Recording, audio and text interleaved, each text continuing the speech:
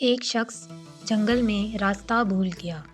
وہ بھوک اور پیاس کی حالت میں کسی ایسی جگہ کی تلاش میں تھا کہ کوئی گھر یا کوئی جھونپڑی نظر آ جائے تاکہ کم از کم کچھ کھانے کو مل جائے۔ چنانچہ کچھ دیر بعد اس کو دور سے ایک گھر نظر آیا۔ امید کی کرن نظر آئی۔ وہ شخص جلدی جلدی اس گھر کے دروازے پر پہنچا۔ دروازے پر دستک دی۔ اندر سے ایک عورت نے کہا، "کون ہے؟" اس شخص نے کہا کہ میں مسافر ہوں اور بھوکا ہوں، کچھ کھانے کی چیز مل جائے تو مہربانی ہوگی۔ چنانچہ عورت نے اسے گھر میں داخل ہونے کی اجازت دی اور اسے کھانا پیش کیا۔ وہ کھانے لگا کہ اس عورت کا شوہر، جو کہ کسی کام سے کہیں گیا ہوا تھا، واپس آ گیا۔ اس نے جب اس شخص کو دیکھا تو اپنی بیوی سے پوچھا، "یہ کون ہے؟" اس نے بتایا کہ یہ مسافر ہے اور حاجت مند ہے۔ میں نے کھانا کھلانے کے لیے یہاں پر رکنے کی اجازت دی ہے۔ چنانچہ اس شخص نے کہا، "یہ کون ہوتا ہے جو ہمارے ہاں سے کچھ کھائے؟" اس نے مسافر کو ذلیل کرنے کے بعد گھر سے نکال دیا۔ پھر وہ جنگل میں کسی دوسرے سہارے کی تلاش میں چلنے لگا۔ کچھ ہی دیر بعد اسے ویسا ہی دوسرا گھر نظر آیا۔ چنانچہ اس نے وہاں پر آواز لگائی، "مسافر ہوں، اللہ کی رضا کے لیے کچھ کھانا کھلا دیں۔" وہاں سے ایک عورت نکلی۔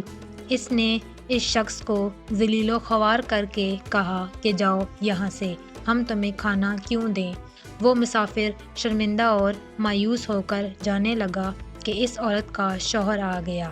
اس نے اپنی بیوی سے پوچھا کہ یہ کون ہے اور کیا کہہ رہا تھا؟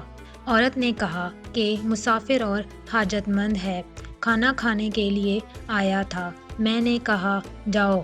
یہ سن کر شوہر نے اس مسافر کو واپس بلایا، گھر میں بٹھایا اور کھانا کھلایا۔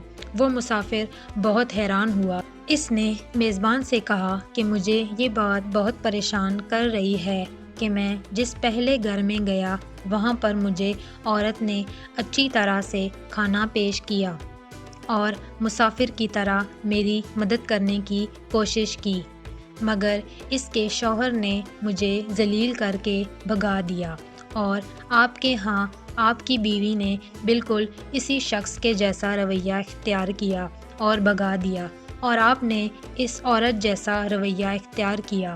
اس شخص نے کہا، "پہلے تم جس گھر میں داخل ہوئے تھے وہ میری بہن تھی جس نے تمہیں کھانا کھانے کے لیے دیا، اور وہ شخص جس نے تمہیں وہاں سے نکال دیا تھا وہ میری بیوی کا بھائی تھا۔ ان دونوں نے تمہارے ساتھ وہی سلوک کیا جو ان کی فطرت میں شامل تھا، اور میں نے اور میری بہن نے تمہارے ساتھ وہی سلوک کیا جو ہماری فطرت میں ہے۔ ہم اپنے گھر سے ہی اصل ادب و احترام سیکھتے ہیں جو ہمیں سکھایا جاتا ہے۔ اگر گھر میں بچوں کو ادب و احترام، حسن سلوک اور نیکی کرنا سکھایا جائے تو ممکن ہے کہ بڑے ہو کر یہ بچے وہی کریں جو ان کو سکھایا گیا ہو۔